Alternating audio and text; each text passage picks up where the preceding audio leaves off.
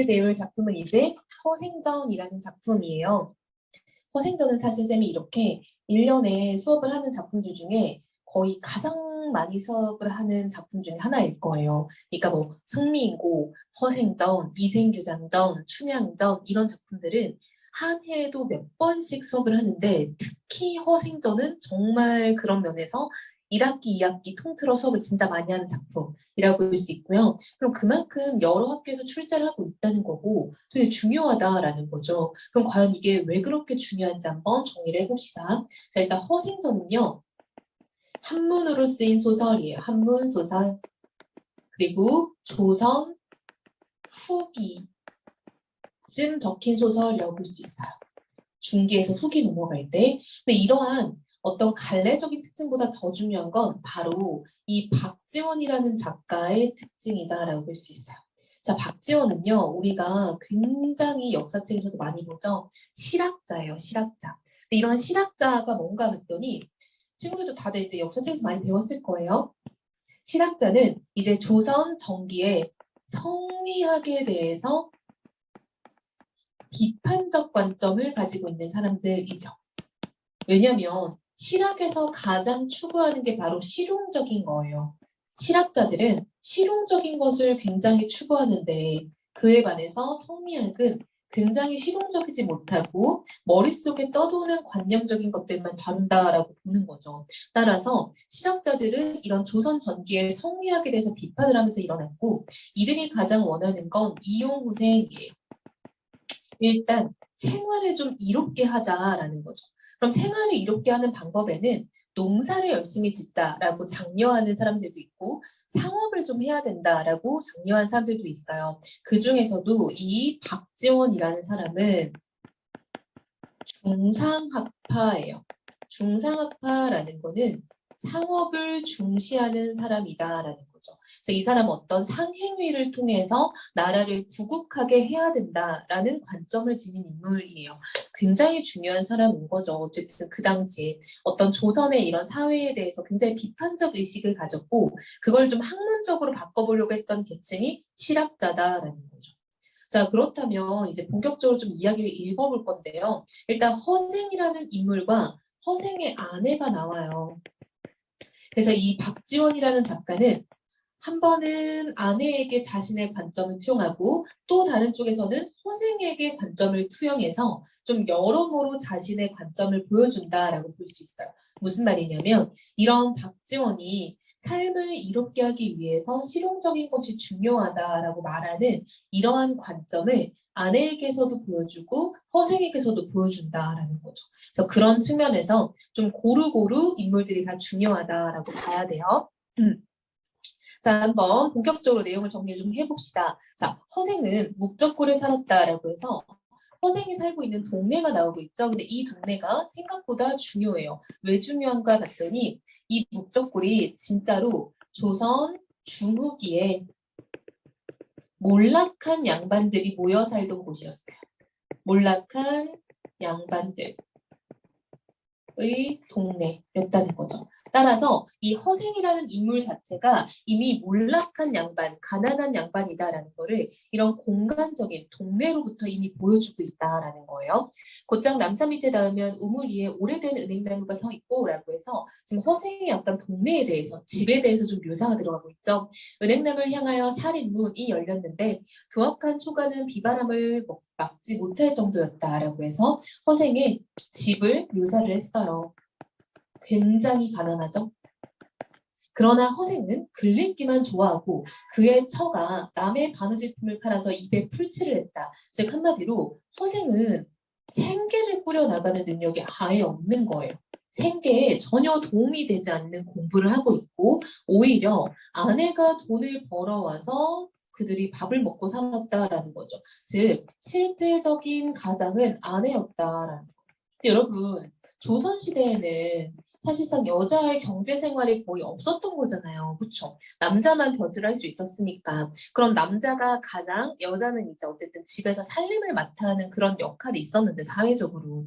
허생은 지금 글만 읽고 돈을 전혀 안 벌어오는 거예요. 그러니까 이제 실질적인 가장은 아내가 될 수밖에 없는 거죠. 하루는 그 처가 몹시 배가 고파 울음 섞인 소리로 말했다.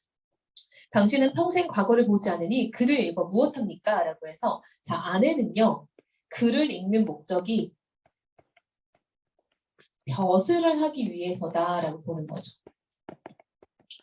즉, 아내에게 있어서 이 글을 읽는다라는 거는 무언가를 하기 위한 수단이라는 거예요. 근데 허생이 이 속도 없는 놈이 웃으면서 대답을 하는 거예요. 나는 아직 독서를 익숙치 못하였소라고 해서 본인의 글 읽는 목적은 그냥 레알 공부라는 거야.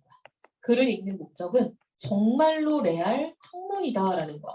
아, 그것도 좀 밥을 먹고 살 수 있을 때 할 수 있는 말 아니에요? 그쵸? 자, 그럼 장인밭이 일이라도 못하시나요? 라고 장인밭이 일은 본래 배우지 않은 거 어떻게 하겠소? 라고 그러죠. 이 장인은요. 그 기술직을 말하는 거예요. 우리 막 예를 들면 도자기의 장인 뭐 이런 말 들어봤죠. 한마디로 그런 기술이라도 배워서 일을 못하겠냐라고 했더니 이 허생은 내가 애초에 할 수 있는 게 없는데 어떻게? 라고 물어보는 거죠.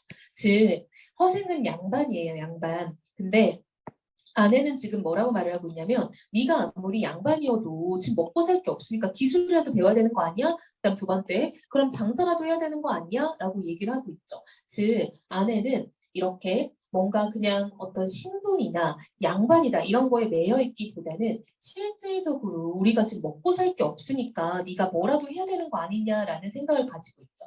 즉 아내는 굉장히 실용적인 관점으로 접근을 하고 있어요. 그렇죠? 네가 지금 돈을 못 벌어오면은 기술이라도 배워라 혹은 상업이라도 배워라 라고 하는 거죠. 근데 여러분 생각해봐.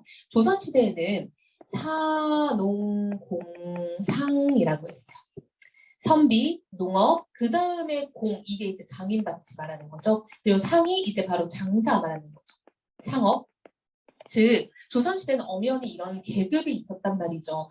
산농공상에서 선비가 가장 으뜸인데 아내의 관점은 지금 뭐냐면 됐고 네가 선비건 나발이건 알 거 없고 네가 지금 돈을 못 벌 거면은 그 밑에 계급의 일을 해서라도 돈을 좀 벌어와라 라고 보는 거죠. 따라서 아내가 실용적인 관점을 가지고 있다라고 볼 수 있다는 거예요. 그래서 이런 작품 초반부에는 박지원의 사상이 아내에게 투영이 되어 있다라고 볼 수 있다는 거야. 이해됐어요? 그래서 아내가 굉장히 실용적인 관점에서 이야기를 하고 있어요. 장사는 미천이 없는 걸 어떻게 하겠소? 저는 왈칵 성을 내며 소리쳤다. 밤낮으로 글을 읽더니 기껏 어떻게 하겠소 소리만 배웠단 말이요. 답답하죠. 장인밭이 일도 못한다. 장사도 못한다면 도둑질이라도 못하겠냐? 라고 해서 이거 이제 화가 나서 하는 말이죠. 진짜 도둑질 하라는 건 아니에요. 허생은 읽던 책을 덮어놓고 일어나면서 아깝다. 내가 당초 글 읽기로 10년을 기약했는데 이제 7년인걸 하면서 속도 없는 소리를 하네요. 그러고는 문 밖으로 나가버렸대요. 가출했어. 허생이 가출을 했어요. 이 철없는 놈. 허생은 거리에 서로 알만한 사람이 없다. 왜냐면 맨날 첫날 처박혀 갖고 책밖에 안 읽었잖아. 바로 운종가로 나서 운종가가 지금의 종로 쪽이라고 보면 돼요. 시중에 사람을 두고 물었다. 누가 서울에서 제일 부자요? 라고 했더니 어떤 사람이 변씨요? 라고 말을 했대요. 자, 이게 되게 중요한 거예요. 자, 변씨가 왜 중요하냐? 이게 여러분 조선 후기에 실존 인물이라고 봐요. 한마디로 진짜 조선 후기에 서울에서 제일 가는 부자가 변씨였다라는 거야. 한마디로 실존 인물을 바탕으로 허구의 인물을 창작을 한 거죠. 박지원이. 그러니까 이 당시에 정말 부자인 변씨가 있었다는 거예요. 허생이 변씨 집을 찾아갔다. 허생은 변씨를 대하여 길게 응하고 말했다. 내가 집이 가난해서 무얼 좀 해보려고 하니 만냥을 끼워주시길 바랍니다. 라고 말했더니 변씨는 그러시오라고 말하죠. 엥? 이게 무슨 일이야 여러분 그쵸? 우리가 이건희 찾아가서 돈 좀 주세요 한다고 해서 이건희가 줬겠어요? 안 줬겠죠. 그쵸? 되게 특이한 대화 패턴이 이어졌어요. 자 보세요. 지금 찾아가서 허생도 굉장히 배포가 크죠. 모르는 사람한테 가서 야 내가 좀 필요한 게 있는데 돈 좀 빌려줄래? 라고 말하는 거야. 굉장히 당당하죠. 근데 이거를 받아치는 변씨도 장난 아니야. 변씨도 만냥인데도 그냥 그래 알아서 해 이렇게 주는 거야. 배포가 굉장히 크죠 이 사람도. 이 만냥이 우리끼리 옛날에 수업 시간에 한번 쌤이랑 학생들이랑 한번 대략 계산을 해본 적 있었거든요. 이 만냥이 얼마나 되는 돈인가 했더니 그 당시에 초가집을 800채를 살 수 있는 돈이었대요. 초가집이 좋은 집은 아니잖아. 그럼 지금으로 따지면 서울에서 그냥 엄청 비싸지 않은 집을 산다고 했을 때 그냥 1억만 잡아도 800억 아니야? 1억까지는 안 간다 치면 그럼 5천이라고 쳐봐요. 5천. 500은 말도 안 되고 말이 잘못 났어. 5천만 원이라 쳐도 400억은 돼야 될 거 아니야. 그쵸? 그러니까 엄청 큰 돈을 빌려준 거야 지금 여러분. 하고 당장 만년을 내주었다. 허생은 감사하다는 인사도 없이 이건 좀 싸가지가 없는 거 아닐까요? 그쵸? 감사하다는 인사도 없이 가버렸대요. 한마디로 허생은 남한테 돈을 빌렸다고 비굴해지는 성격은 아니라는 거야. 보통 사람들은 나한테 큰 돈 빌려주면 아유 감사합니다. 아주 굽신굽신할 거 아니에요. 근데 허생은 그런 걸 전혀 개의치 않는다는 거야. 변시집의 자제와 손들이 허생을 보니 거지였다. 허생이 거지 차림이었대요. 실띠에 술이 빠져 너덜너덜하고 가슴에 뒷굽이 자빠졌으며 쭈그러진 갓에 허름한 도포를 거치고 코에서 맑은 콧물이 흘렀다라고 허생의 지금 외양을 묘사하는 거죠. 허생의 외양을 묘사해봤더니 영락없이 가난하고 꾀지지한 모습이죠. 가난하고 볼품없어요. 허름한 모습을 지금 보여주고 있어요. 허생이 나가자 모두들 어리둥절했대요. 뭐가 어리둥절했겠어? 왜 저 사람한테 돈을 빌려주나요? 잘 아는 사람인가요? 물어봤겠죠. 모르지. 아니 이제 하루아침에 평생 누군지도 알지 못한 사람에게 만냥을 그냥 내던져버리고 성명도 묻지 않으시다니 대체 무슨 용문인가요? 라고 물어보죠. 변씨가 말하는 것이었다. 이건 너희들이 알 바가 아니다. 너네가 세리 뭘 알겠니? 뭐 이런 거죠. 대체로 남에게 무엇을 빌리러 오는 사람들은 의뢰 자기 뜻을 대단히 선전하고 그쵸? 내가 10억만 있으면 뭐 이런 사업을 해볼 수 있을 것 같거든? 근데 너한테 돈을 좀 크게 갚을 수 있을 것 같아. 뭐 이런 말을 하겠죠. 신용을 자랑하면서도 비굴한 빛이 얼굴에 나타나고 말은 중언부언하게 마련이다. 그런데 저걔 허생 말하는 거죠. 허생은 형색은 허술하지만 말이 간단하고 눈을 오만하게 뜨며 얼굴에 부끄러운 기색이 없는 것으로 보아 재물이 없어도 스스로 만족할 수 있는 사람이다. 그 사람이 해보겠다고 하는 일이 작은 일이 아닐 것이네. 나 또한 그를 시험해 보려는 것이다. 안 주면 모르되 이왕 만냥을 준 바에 성명은 물어서 뭘 하겠냐라는 거죠. 즉 보니까요. 지금 이 사람들은 허생의 겉모습을 보고 평가를 한 거죠. 근데 솔직히 말하면 뭘 보고 평가해? 그쵸? 겉모습으로 평가를 한 거고요. 지금 변 씨는 허생의 어떤 행동에서 드러나는 성격을 좀 본 거죠. 저 사람은 딱 봐도 큰 일을 할 수 있는 사람인 거야. 라고 봤다는 거죠. 그래서 지금 이 사람들과 이 변 씨가 굉장히 상반된 관점에서 평가를 했다라는 걸 알 수 있겠죠. 허생에 대해서 상반된 관점에서 평가를 하고 있어요. 자, 이어서 볼게요. 허생은 만냥을 입사하자 다시 자기 집에 들리지도 않고 나쁘는 거 아니야. 그쵸? 가서 아내한테 밥 좀 사주고 이래야 될 거 아니야.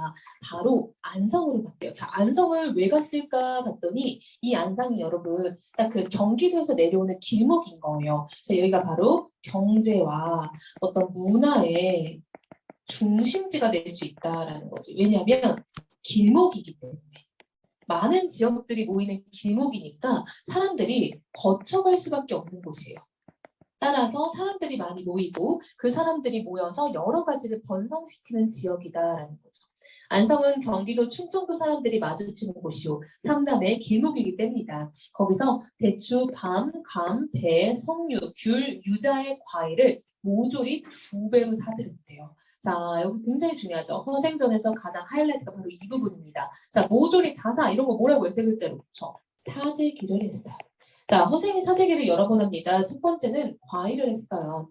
과일을 몽땅 뜯었기 때문에 온 나라가 잔치나 제사를 못지는 형편을 이르렀다. 얼마 안 가서 허생에게 2배의 값으로 과일을 팔았던 상인들이 도리어 10배의 값을 주고 사가게 되었다. 허생은 길게 한숨을 내셨다. 즉 보세요 여러분, 이 과일이라는 건 어떨 때 쓰나 봤더니 잔치나 제사할 때 쓰는 거라는 거예요. 자 여러분, 보통 잔치나 제사를 먹을 거 없고 돈 없는 서민들이 했을까요? 그쵸? 이런 것도 약간 양반들의 행사였다라는 거야. 돈 있는 사람들의 행사예요. 근데 과일이 없어지니까 이걸 못하는 거야. 그래서 사람들이 다 다시 사들어. 만냥으로 온갖 과일의 값을 좌우했으니 우리나라의 형편을 알만하구나라고 이 부분도 되게 중요한 거예요. 자, 뭐가 중요하냐 봤더니 허생이 굉장히 탄식을 해요. 왜 탄식을 하나 봤더니 내가 좀 이렇게 장난 좀 쳤다고 우리나라가 출렁출렁 하는 거예요. 즉 나라의 취약한 경제, 그리고 유통구조를 한탄하는 거죠. 아유, 우리나라 어떡하나 이런 거죠. 자, 그는 다시 칼, 호미, 포목 따위를 가지고 이번엔 제주도에 가서 말총을 다 사들였대요. 자, 이번엔 두 번째 사재기를 했어요. 두 번째 사재기는 말총이에요.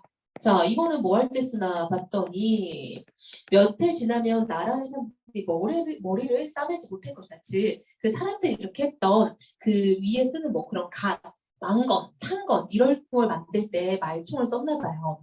그랬더니 허생이 이렇게 말하고 얼마 안 가서 또 망건 값이 10배로 뛰었대요. 아까는 과일을 그렇게 사재기 하더니 이번에는 말총을 사재기해서 망건 값이 뛰었다라는 거죠. 그래서 지금 여기까지의 이야기는 허생이 두 번의 사재기를 통해서 나라의 유통 구조를 확인하게 된 거죠. 우리나라가 굉장히 취약한 유통 구조를 가졌구나 하고 한탄 걱정하고요. 두 번째는 큰 돈을 번 거예요. 그래서 이 허생이 큰 돈을 벌어서 이제 나라 안에 못 사는 사람들을 데리고 빈섬에 가서 약간 이상향적인 나라를 만들어 보려고 노력도 한번 해봤었어요. 게요. 허생이 늙은 뱃사공을 찾아서 물었대요. 허생이 이제 사재기를 두 번을 거쳐서 하고 돈을 되게 많이 벌었죠. 그리고는 갑자기 늙은 뱃사공이라는 인물을 찾아서 지금 얘기를 하고 있어요. 무슨 얘기를 하나 봤더니 바다 밖에 사람이 살 만한 빈 섬이 있던가라고 지금 허생이 빈 섬을 찾고 있어요. 있습지요. 언젠가 태풍에 표류하여 곧장 서쪽으로 사흘은 여러분 3일입니다. 를 가서 한밤중에 어떤 빈섬에 닿았습니다. 따져보니 중국의 사문과 일본의 장기도의 중간쯤 될 것입니다. 라고 하는데 여러분, 이 중국의 사문이요. 약간 동남아 쪽이다라고 추측을 하고 있어요. 그리고 이 일본의 이 장기도라는 곳은요, 나가사키예요. 나가사키 짬뽕 들어봤죠? 자, 중간쯤 될 것입니다. 꽃나무가 절로 피고요. 과일이 절로 익어 있고 사슴들이 떼를 지어 다니고 물고기는 사람을 봐도 놀라지 않는 여러분 이런 거 뭐야? 굉장히 이성적인 어떤 섬의 모습으로 지금 표현되고 있죠. 그래서 되게 이상향적인 모습이다라는 거 알 수 있어요. 허생이 크게 기뻐했대요. 자네가 나를 그곳을 데려준다면 부귀를 함께 누리게 해줌세. 하니 사공이 그 말을 따르기로 하였다. 드디어 바람을 타고 동남 방향으로 가서 섬에 들어가게 되었다. 허생은 섬의 높은 곳에 올라가 사방을 둘러보고는 그만 실망하여 탄식하였대요. 땅이 고작 천리가 못 되니 무슨 큰일을 할 수 있겠는가. 땅은 기름지고 샘물은 달콤하여 그저 돈 많은 늙은이는 될 수 있겠구만. 이라고 얘기를 하네요, 여러분. 자, 허생은요, 지금 여러분. 이 땅이 되게 좁다고 얘기를 하고 있어요. 그쵸? 자, 허생의 이상이 매우 컸다라는 걸 알 수 있겠죠. 허생의 이상, 허생의 배포가 매우 컸다는 걸 우리가 여기서 한 번 더 느낄 수 있어. 즉, 땅을 구하는데요. 이 정도 땅 가지고는 안 된다는 거야. 뭐 하려고 하나 봤더니 이 텅 빈 섬에다가 사람을 데려다 놓고 이상국을 만들고 싶었던 거예요. 그래서 허생이 어떤 국가를 건설하려고 했던 거예요. 근데 그렇기에는 내 계획보다 너무 작다라는 거죠. 그러자 사공이 말했다. 텅 빈 섬에 사람이라고는 없는데 도대체 누구랑 함께 산단 말이오? 라고 했더니 호생이 덕만 있다면 사람은 절로 모이게 마련이네 라고 얘기를 하죠. 그러면 이게 논어의 가르침이에요. 논어에서 덕불, 보, 필, 유린이라는 덕이 있으면 사람이 저절로 모인다라는 뜻인 거예요. 즉, 덕이 없을까 걱정해야지 어찌 사람이 없음을 근심하겠는가, 여러분. 여기서 우리가 허생이 공부하는 사람이었구나 다시 한번 깨달을 수 있죠. 허생의 사대부적 면모가 드러나죠. 이 사람이 비록 집이 가난해서 글일길을 하다가 멈추고 나와서 사재기로 돈을 되게 많이 벌었지만 결국 허생의 어떤 본캐는 뭐야? 그치. 허생의 본캐는 사대부인 거는 틀림없는 거죠. 그때 전라도 변산반도에는 도적대 수천이 우글거리고 있었다. 그 지방의 고을과 군에서 군조를 풀어 체포하려 했으나 잡을 수가 없었다. 도적대도 감히 나돌아다니며 노략질 함부로 할 수가 없어서 바야흐로 굶주림에 허덕거렸다라고 여러분 당대 조선 후기의 시대적 상황이 지금 드러나 있죠. 당시는요 도적대가 매우 많았고요. 먹고 살기가 힘든 사람이 되게 많았다라는 어떤 조선 후기의 사회상이 드러나 있죠. 그 당시에는 군도, 즉 무리를 지은 도적들이 많았다라는 거고요. 두 번째는 먹고 살기가 어려웠다. 라는 걸 알 수 있겠죠. 그래서 백성들이 매우 어려움에 많이 처해 있던 시대예요. 근데 그때 나라가 이런 걸 해결할 수 있었다, 없었다? 없었다. 즉, 나라의 어떤 무능력함도 지금 드러나고 있죠. 허색이 도적의 소굴로 들어가서 괴수를 달랬다. 즉, 우두머리죠. 1,000명이 1,000금을 털어 나누면 한 사람 앞으로 얼마의 돈이 돌아가는가? 한 사람당 한 냥씩 돌아가시오, 여러분. 1,000금을 털어도 결국은 한 사람의 한 냥이면 매우 적은 돈인 거죠. 자네들에겐 아내가 있는가? 없습니다. 밭댁이 있는가? 없습니다. 아니, 밭 있고 아내가 있다면 무엇 때문에 괴롭게 도적이 된단 말이오? 즉, 여러분, 도적들이 지금 도적이 된 이유가 엄청나게 부유한 사람이 되고 싶어서가 아니라 평범한 삶을 살 수 없어서 도적이 됐다라는 거 알 수 있죠. 즉, 이들이 바라는 건요, 아내가 있고 밭이 있는 거야. 평범한 삶이 영이 되지 않으니 도적이 됐다. 라는 거 알 수 있겠죠. 즉, 이들의 꿈은 그냥 소박하게 사는 거예요. 평범하게 사는 거. 근데 그것조차 안 되는 시대였다라는 걸 알 수 있네요. 자네들이 그렇게 잘한다면 어째서 장가를 들어 살림을 장만하고 소를 사서 밭을 갈 생각을 하지 않는 겐가? 그리 되면 살아서 도적놈이란 이름도 없을 거고 집에 살면서 부부의 즐거움도 있을 것이며 나돌아다녀도 관에 붙잡힐 염려가 없고 여러분 지금 이 사람들 나돌아다니면 관에 붙잡혀요. 왜? 수배 중이잖아. 그치? 길이길이 의식의 풍요함을 누릴 수 있지 않겠는가? 어찌 그런 생활을 원하지 않겠습니까? 다만 돈이 없어서 우리가 그거 못하는 거예요. 라고 당대 백성들의 힘든 삶이 나타나고 있죠. 백성들의 곤궁한 삶, 어려운 삶이 드러나요. 허생이 웃으며 말했다. 자네들이 명색 도덕질하는 도둑놈이라면 어찌 돈 없다는 걱정을 당하누. 내가 자네들을 위해 돈을 마련해 줄 것이네. 내일 바닷가를 바라보게나. 바람에 붉은 깃발이 펄럭이는 배가 모두 돈을 실은 배일 터니 어디 자네들 마음껏 한번 가져가 보세요. 라고 얘기하죠. 허생이 도적들과 약조라고도 하자 도적들이 모두 미친놈이라고 비웃었대요. 다음 날이 되어 바닷가에 허생이 돈 30만 냥을 싣고 나타나자 허생에게 줄을 지어 절을 하였다. 오직 장군의 명령대로 하겠습니다, 여러분. 허생이 지금 장군 됐어요. 왜요? 돈 주는 사람은 장군님 되는 거예요. 있는 힘대로 지고 가게나. 그리하여 도적들이 돈을 짊어졌으나 사람마다 백금도 못 지었대요. 왜요? 즉, 도적들이 너무 밥을 못 먹어서 삐싹 마른 거야. 힘이 없어요. 그래서 도적들은 굶주린 백성일 뿐인 걸 다시 한번 깨닫는 거죠, 허생이. 이 사람들한테 야 마음껏 가져가 했더니 진짜 조금밖에 못 드는 거야. 너무 삐쩍 말라서. 너희들 힘이란 게 고작 백금을 들기에도 부족하거늘 어찌 도적질이라도 변변히 할 수 있겠는가. 지금 너희들은 비록 평민이 되려고 해도 이름이 이미 도적명부 즉 수배중이라는 거죠. 올라있으니 어디 갈 곳도 없을 것이다 라고 뭐 하는 거야. 그치 지금 빌드업 하는 거예요. 무슨 말이냐면요. 지금 여기서 약간 정당성을 부여하는 거야. 그러니까 나랑 함께 어디에 가자? 여러분 허생이 아까 뭐 구했어? 대답하고 있죠? 빈섬을 구했죠. 즉, 너네가 나를 따라갈 수밖에 없는 필연성이 있다라는 거죠. 한마디로, 여러분, 사실 우리 모르는 사람이 돈 준다고 따라가면 돼, 안 돼? 그 유괴야, 그치? 근데 여기서는 너무 타당한 거지. 너무 인과적으로 필연적이야. 왜? 이 사람도 어차피 도둑이고, 어차피 지금 얘네 국가에서 수배 중이야. 어차피 이렇게 살 수는 없으니 차라리 허생을 따라가도 지금보다 낫진 않을까? 뭐 이런 생각을 하게 하는 거죠. 내가 여기서 너희들을 기다릴 터이니 각각 100금씩 가지고 가서 아내와 소 한 마리씩 장만해 오너라 했더니 군도들이 모두 좋다고 승낙하며 흩어졌대요. 그동안 허생은 2,000명이 한 해 동안 먹을 양식을 장만하여 그들을 기다렸대요. 도적들이 기하는 날짜에 모두 도착해 뒤에 처진 사람이 하나도 없다. 드디어 모두 배에 싣고 빈섬으로 들어갔다. 허생이 도적을 모두 쓸어 가자 나라 안에는 도적 걱정이 없었대요, 여러분. 자, 여러분. 국가에서도 해결하지 못했던 그 문제를 허생이 해결한 거예요. 쌤이 아까 여기서 말했죠. 당신은 이렇게 군도가 많았고 나라가 그걸 해결할 수 없는 무능력한 상황이었잖아요. 근데 그걸 누가 해결했어요? 허생이 지금 해결을 한 거예요. 여기서 허생의 영웅적인 면모가 드러나죠. 와, 나라도 못한 거를 개인이 해내는 거야. 허생이 참 영웅 같다. 다른 말로는, 아, 이 사람 좀 다르다. 이인적 면모라고도 할 수 있어요. 이가 다를 이자예요. 한편, 섬으로 들어간 허생과 도적들은 나무를 찍어서 집을 짓고 대나무를 엮어서 울타리를 만들었다. 땅 기운이 온전하다 보니 곡식이 심는 대로 크고 무성하게 자라고, 김 매고 쟁기질을 하지 않아도 한 줄기에 9 이삭이 달렸다. 완전 풍년이죠, 여러분. 김을 매다는 말은 고전 문학에 많이 나올 거예요, 앞으로도. 잡초를 뽑는 걸 말해요. 자, 앞으로도 우리 친구들이 김매다 나오면은 잡초뽑기라고 알아야 됩니다.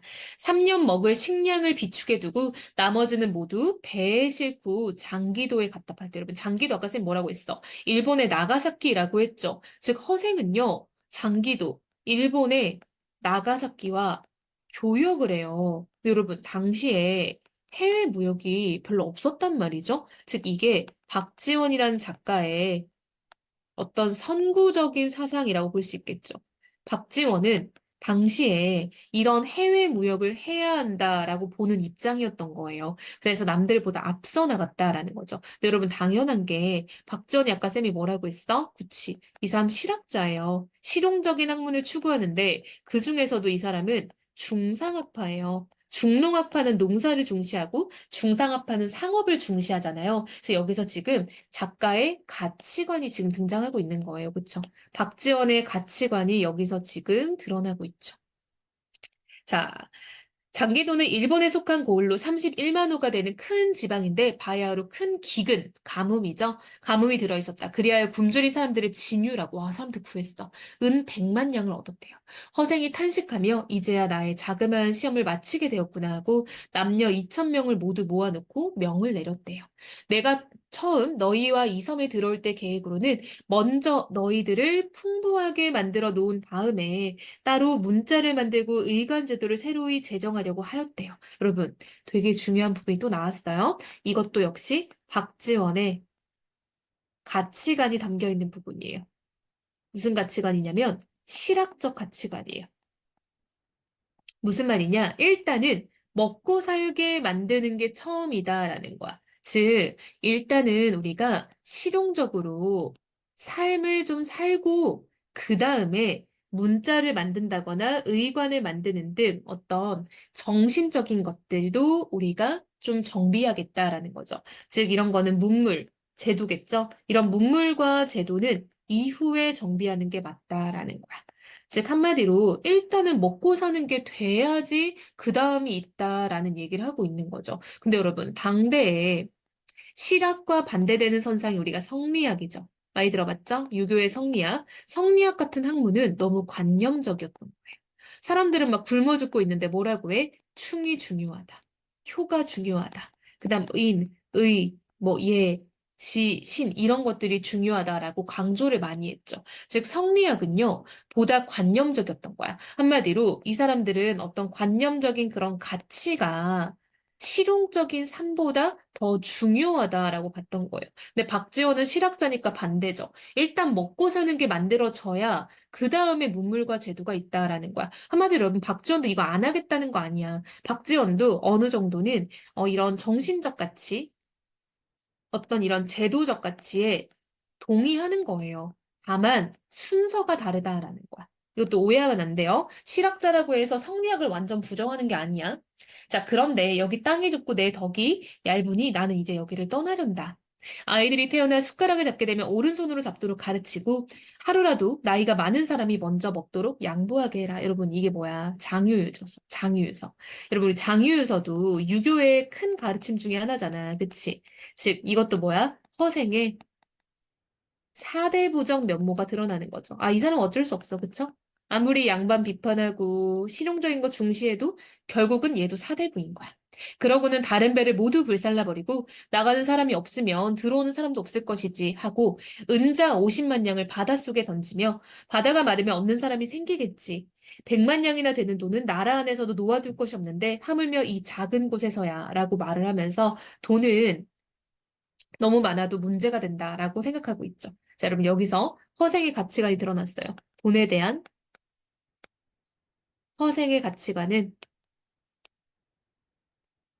너무 많아도 문제다라는 거죠.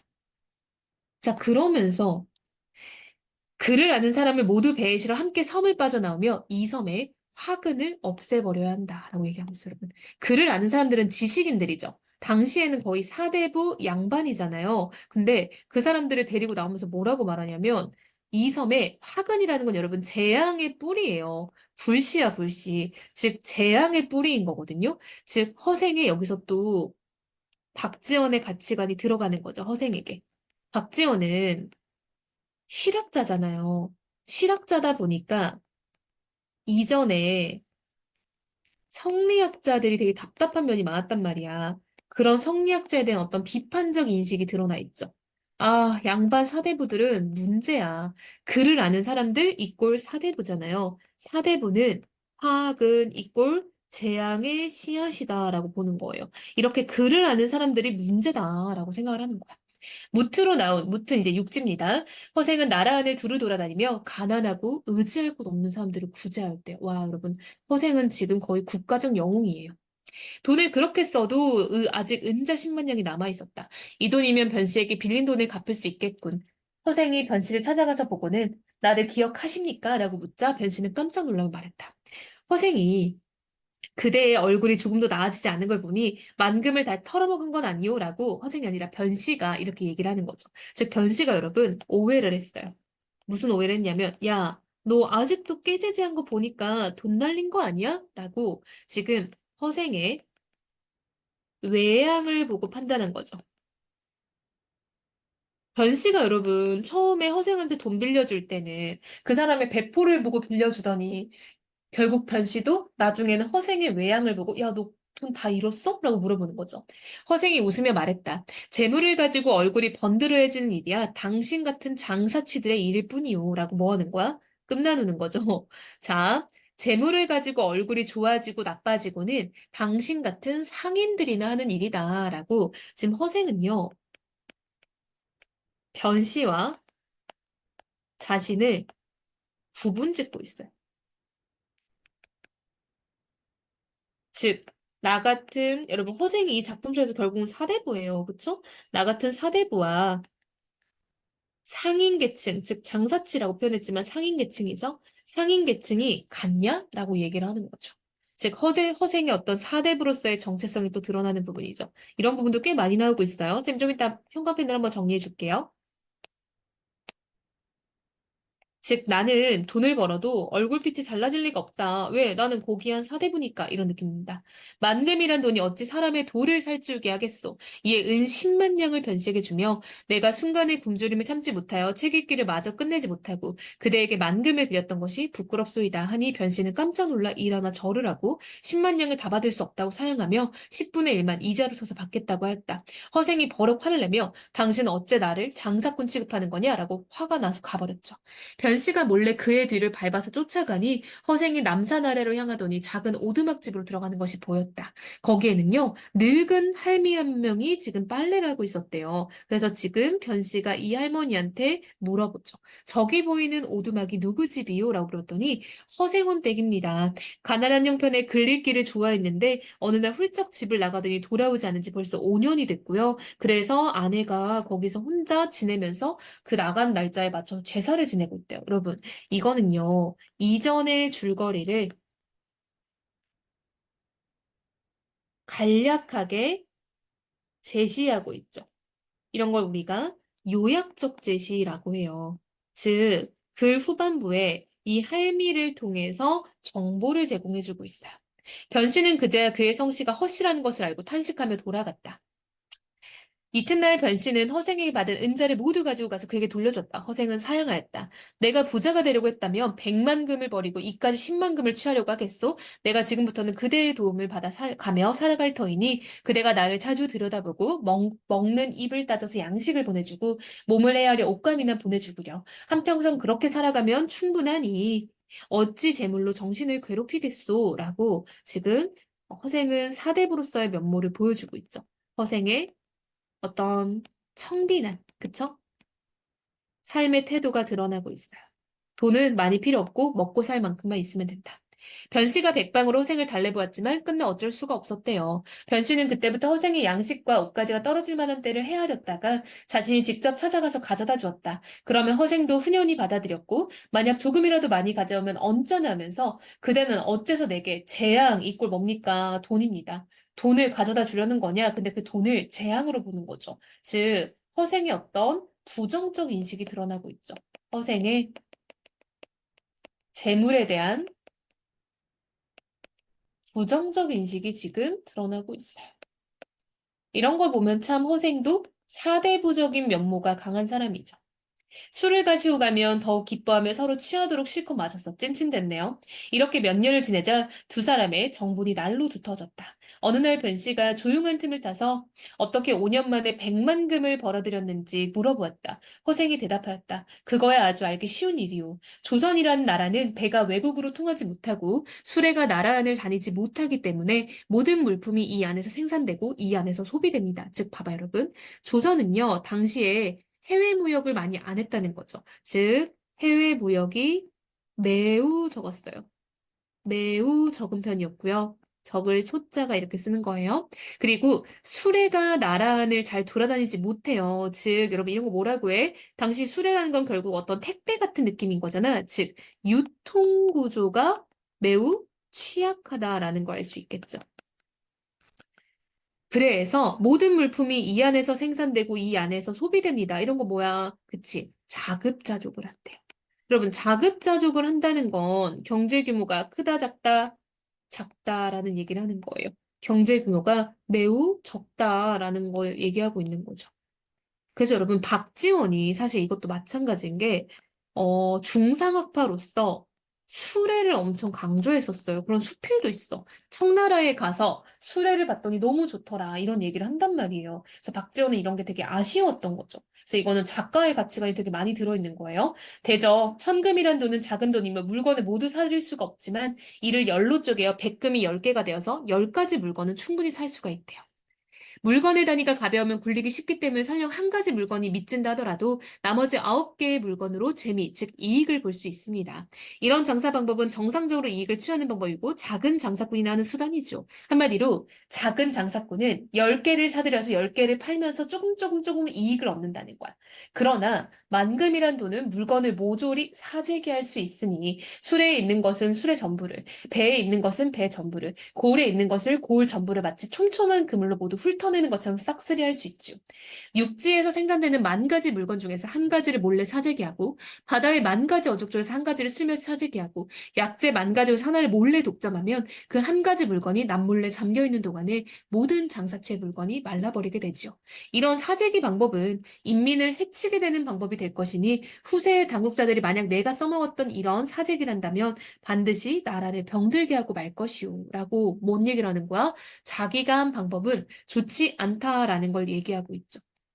사재기에 대한 비판적 태도를 가지고 있죠. 그럼 쥐는 해놓고, 그쵸? 자, 사재기에 대한 비판적 태도를 가지고 있어. 이렇게 하면 다른 사람들한테 피해가 된다는 거예요. 내가 써먹었던 이런 사재기는 참 좋지 않은데 그대는 처음에 내가 돈을 꾸어줄 걸 어떻게 알고 나를 찾아서 돈을 빌리려고 했던 겁니까? 라고 변씨가 물어보죠. 내가 너한테 돈 빌려줄 줄 어떻게 알았어? 라고 물어봤더니 꼭 그대만 내게 돈을 빌려줄 뿐 아니라 만금을 가진 사람이라면 누구라도 모두 빌려주었을 것이. 와, 자신감 장난 아니야? 나 스스로 요량해 보아도 내 주주가 100만 금이란 거금을 벌어들이기엔 부족합니다. 그러나 되고 안 되고는 하늘에 달린 것이니 난들 어떻게 미리 알 수 있었겠습니까? 그러므로 나를 능히 활용하는 사람은 복이 있는 사람이고 그 부자를 더 큰 부자로 만드는 것은 하늘의 명령이래. 와우, 여러분. 자, 이 사람은 허생은요. 지금 어떤 하늘의 뜻이다라고 해서 운명론적 가치관을 가진 사람인 거 알 수 있죠. 즉, 아, 나도 잘 몰랐다. 네가 나한테 돈 빌려주는 거는 다 운명이었다라고 얘기를 하는 거예요.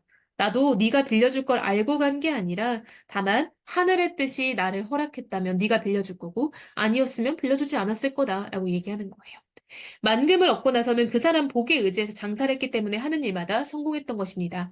만약 내가 내 돈을 가지고 사사로이 뭔가를 하려고 했다면 그 성패 역시 알 수 없었겠지요.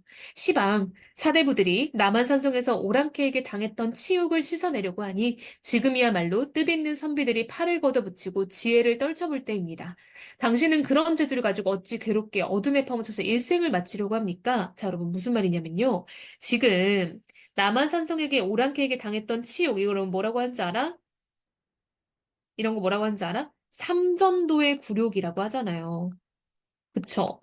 인조가 우리가 병자호란에서 대패를 하고 한 나라의 왕이 청나라 왕에게 죄송합니다, 죄송하면서 이마가 피가 날 정도로 이마를 땅에 찌으면서 사과를 했대잖아. 이게 당시 허생전의 시대적 배경이에요. 그쵸?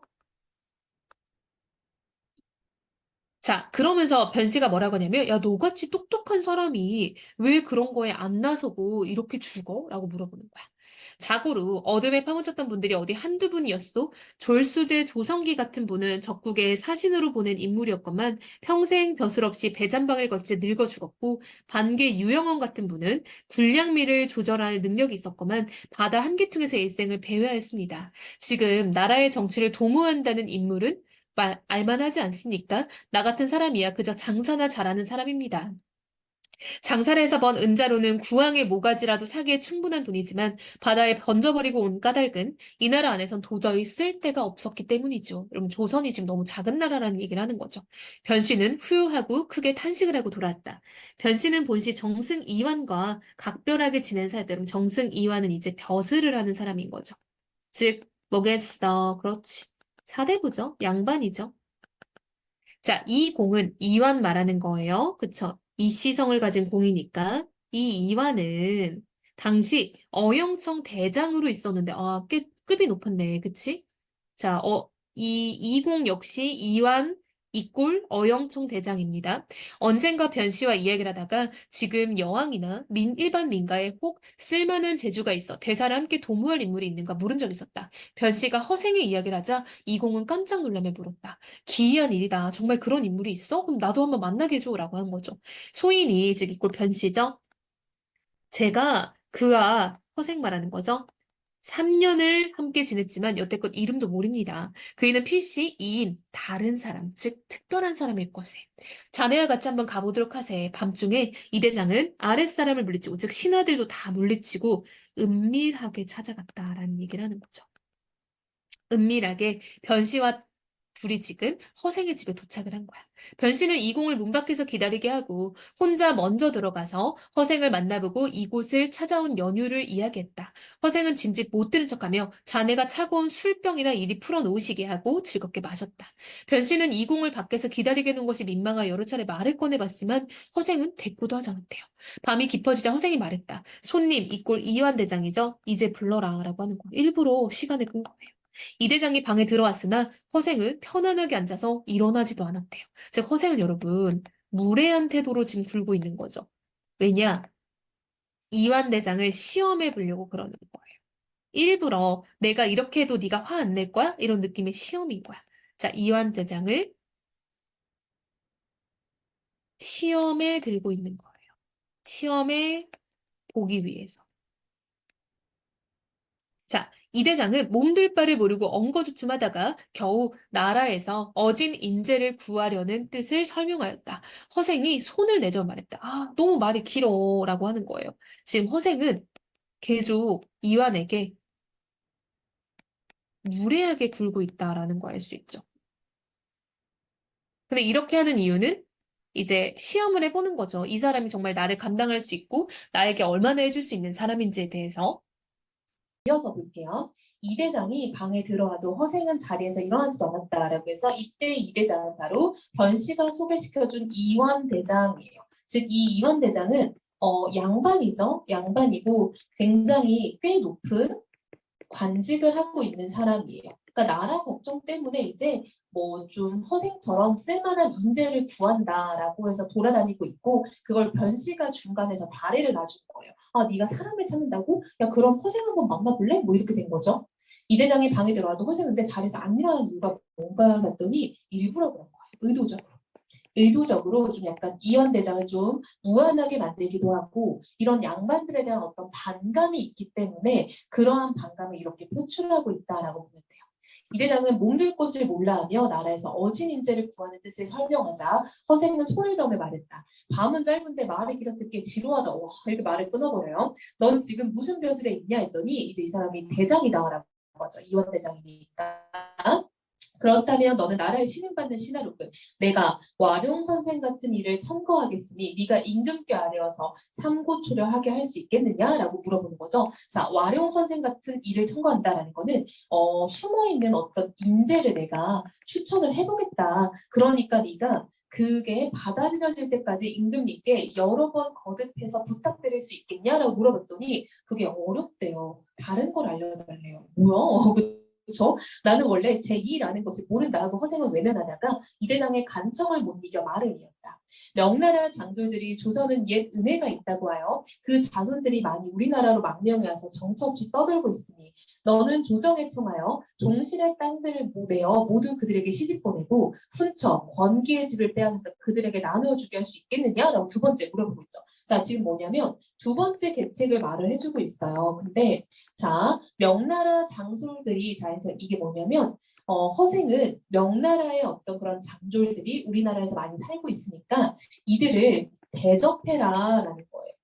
그래서 명나라랑 친하게 지내는 거 좋지 않아? 라고 언뜻 보면 그렇게 보이지만 속을 뜯어봤더니 자 보세요. 종실의 딸들을 내어 모두 그들에게 시집보내요. 즉 한마디로 왕의 일가 친척들, 왕의 뭐 이렇게 딸, 공주들을 그들한테 시집 보내고 두 번째 훈척 권기의 집을 빼앗아서 한마디로 이렇게 왕의 친척들이나 잘 나가는 그런 좀 높은 벼슬 한 사람들 있죠. 그 사람들의 재물을 빼앗아서 명나라 후손을 도와줘라라는 거예요. 자, 지금 이 허생의 말은요, 명나라의 후손들에게 대접을 하라는 거야. 그 대접은 어떻게 하냐면 왕과 이런 높은 관리들의 집을 털고 뭐 이렇게 자식들을 털어서 하라는 거죠. 그랬더니 이 대장이 그게 또 되겠어요. 그렇죠? 절대 안 뺏으려고 할 거 아니에요. 이런 사람들은. 어렵습니다라고 했대요. 근데 허생이 빠기친 거죠. 이것도 어렵다 저것도 어렵다면 도대체 무슨 일을 하겠냐. 가장 쉬운 일이 있는데 네가 할 수 있겠냐라고 물어봤죠. 근데 말씀을 듣고자 합니다라고 알려달래요. 그래서 세 번째 계책을 얘기를 하고 있어요. 무릇 천하의 대의를 외치려면 먼저 천하의 호걸들, 즉 영웅들인 거죠. 영웅들과 접촉하여 결탁하지 않고는 안 되고 남의 나라를 치려면 먼저 첩자를 보내지 않고 성공할 수 없다. 첩자라는 건 스파이예요. 한마디로 적을 잘 알아야 우리가 이길 수 있다. 즉 뭐야? 지피지기면 백전불태라고 해요. 한마디로 적을 알고 나를 알면 100번을 싸워도 100번을 안 진다라는 말이거든요. 그러니까 우리가 지금 청나라를 이기고 싶다면 청나라에 대해서 잘 알아야 돼라는 거죠. 아 그럼 봐봐 얘들아. 여기서 명나라 청나라가 왜 나왔나 봤더니 지금 현재 상황은 여러분 조선이 있고요. 원래 중국은 명나라가 다스리고 있었는데 지금 청나라라는 오랑캐 나라가 굉장히 커진 거예요. 한마디로 청나라는 오랑캐 나라고 명나라는 중국 전통 한족의 나라다라는 거. 그래서 우리나라는 원래 이런 거 되게 중시 여기잖아요. 명분 같은 거. 그래서 명나라랑 원래 친하게 지냈고 청나라하고는 별로 안 친하게 지냈어요. 그러다가 청나라가 빡쳤죠. 뭐 했어? 청나라가 조선 너 이거 진짜 버릇없다. 너네 적당히로 할 거야? 라고 해서 쳐들어왔죠. 그게 바로 병자호란이에요. 병자호란 어떻게 됐어? 알죠? 임금이 항복을 하다 못해서 머리를 조아려가지고 죄송한데 빌다가 이마에서 피가 줄줄 났다는 그 굴욕적인 전쟁이잖아요. 그래서 청나라가 병자호란을 통해서 우리나라를 개박살을 낸 거예요. 그러면서 이제 조선이 청나라 눈치를 안 볼 수는 없게 됐죠. 즉 한마디로 명나라는 마음으로 섬기고 청나라는 무서워하던 그런 상황이었어요. 그런데도 조선의 이 철딱선이 없는 양반놈들이 뭐라고 했냐면 우리는 청나라를 빨리 쳐야 된다라고 해서 북벌론을 제기한 사람들이 있었어요. 청나라를 빨리 정벌하자. 저것들 오랑캐들 쟤네 이제 약간 좀 근본도 없고 안 되겠어 라고 한 사람들이 있었고요. 한편으로는 무슨 소리냐. 일단은 잘 나가는 청나라에 대해서 배워야 한다. 북학파가 있었어요. 근데 대부분 북학파들은 실용적이죠. 여러분 봐봐. 누가 힘이 세지니까 걔네한테 개길 게 아니라 배울 건 배워야 돼 라고 말하는 거예요. 한마디로 북학파들은 주로 실학자들이 많았어요. 그래서 실학자들은 우리가 실용적으로 청나라한테 배울 건 배우자라는 거고요. 약간 좀 옛날 것을 고수하는 사람들은 북벌론을 했던 거죠. 저 버릇없는 뭐 오락기놈들 이렇게 말도 안 되는 소리죠. 지금 완전 깨졌는데. 그래서 지금 허생이 하는 말은 뭐냐면 청나라, 즉 남의 나라라는 건 청나라예요. 청나라를 치려면 청나라를 우선 배워야 한다라는 거죠. 지금 만주정부, 이게 청나라 말하는 거예요. 그렇죠? 갑자기 천하의 주인이 되어서 중국 민족과는 친근해지지 못하는 마당에 조선이 다른 나라보다 먼저 섬기게 되어 저들이 우리를 가장 믿는 터이다. 진실로 당나라 원나라 때처럼 우리 자제들이 유학 가서 벼슬까지 하도록 허용해 줄 것과 상인이 출입을 금하지 말도록 할 것을 간청하면 저들도 반드시 자기네에게 친근해지려 함을 보고 기뻐 승낙할 것이다.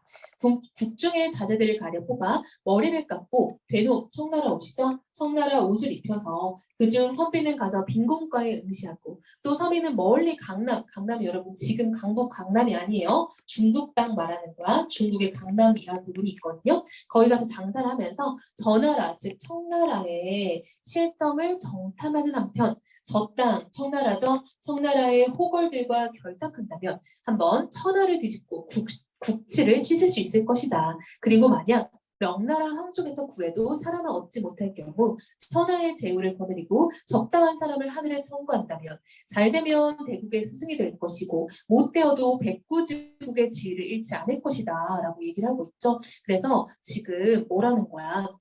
청나라에서 일단 배울 거는 배우자라는 거예요. 됐어요? 자, 이 대장은 힘없이 말했다. 사대부들이 모두 조심스럽게 예법을 지키는데 누가 변발, 이거 청나라의 어떤 그런 머리 방식이죠.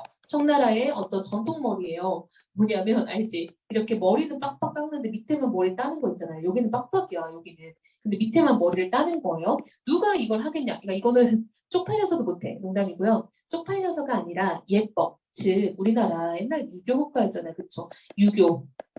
성리학에서 신체는 다 부모님이 주는 건데 그걸 어떻게 깎냐 이러면서 막 울고불고 난리였잖아요.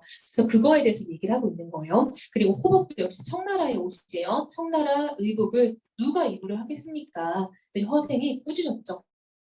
장난하냐? 이러면서 소위 사대부란 것들이 무엇이란 말이냐? 오랑캐 땅에서 태어나 자칭 사대부라 뽐내다. 자, 오랑캐 땅은 조선을 말한다. 결국 우리나라도 오랑캐라는 거지. 왜? 중국 전통 국가가 아니면 다 오랑캐니까. 이런 어리석을 때가 있냐? 의복은 흰옷을 입으니 그것이야말로 상인이나 입는 것이고 우리나라 옛날에 백이 민족이었잖아요. 백이 민족. 흰백자에 의복할 때 의자죠. 그래서 우리나라 사람들은 다 하얀 옷을 입었는데 허생이 보기에는 그게 상이 즉 상복이야. 상복. 여러분 이 상이요 장사가 아니라 상을 치르다 즉 장례할 때 그 상이에요. 상복이나 입는 것이고 머리털을 한데 묶어 송곳같이 만드는 것은 남쪽 오랑캐의 습속에 지나지 못하는데 대체 무엇을 가지고 예법이라 한단 말이니까 한마디로 이딴 게 뭔데 뭐가 중요한데 무엇이 중요해 이런 말하는 거죠.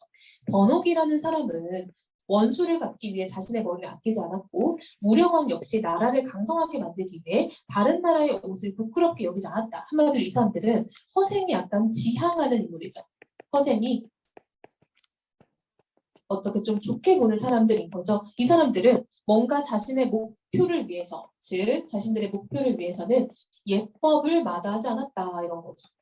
이제 대명을 위해 원수를 갚겠다면서 그까지 머리털 하나를 아끼고 또 장차 말을 달리고 칼을 쓰고 창을 던지며 활을 당기고 돌을 던져야 할 판국에 넓은 소매의 옷, 즉 조선의 옷을 말하는 거죠. 고쳐 입지 않고 딴의 예법이라 한단 말이냐? 내가 세 가지 계책을 들어 말하였는데 한 가지도 못한다면서 신임받는 신하를 할 수 있겠냐? 신임받는 신하라는 게 참으로 이렇단 말이냐? 라고 계속 서리법이죠. 너는 칼로 목을 잘라야 할 것이다. 막 난리가 났죠. 하고 좌우를 돌아보며 칼을 찾아서 찌르려 했다. 이완대장은 놀라서 일어나 급히 뒷문으로 뛰쳐나가 도망쳐서 돌아갔다. 이튿날 다시 찾아가 보니 집은 텅 비어있고 허생은 간 곳이 없었다. 라고 여러분 이게 진짜 소설의 끝마무리야. 열린 결말이죠. 이렇게 열린 결말, 즉 이거를 그 당시 이제 미완의 결말이라고 할 수 있겠죠. 즉 완성이 없는 결말을 줌으로써 독자들로 하여금 약간 여운이 형성되는 거죠. 그래서 허생은 어디 간 거야? 라고 궁금하겠죠. 그렇죠? 궁금증이 유발된다. 그러는 한편 이렇게 보는 거야. 작가가 그럼 왜 열린 결말을 만들었을까에 대해서 고민을 하자면 지금 허생이 말하는 이런 계책들 있죠. 허생의 계책들이 너무 앞서 나가는 거지 시대를. 너무 급진적인 거예요. 그러다 보니까 이게 현실로 실현이 될 가능성이 좀 적다는 거죠, 그렇죠, 여러분? 이게 솔직히 하루아침에 된 일들이 많이 아니잖아요. 현실의 실현 가능성이 너무 낮아. 그러다 보니까 박지원도 그냥 소설의 마무리를 이렇게 만들지 않았을까라고 보는 거예요. 이게 허생전이 쌤 원래 보통 전문을 많이 가르치거든요. 엄청 길어요. 근데 우리는 진짜 일부분을 떼와서 배운 거고, 특히 이 첫 번째 계책 있잖아요.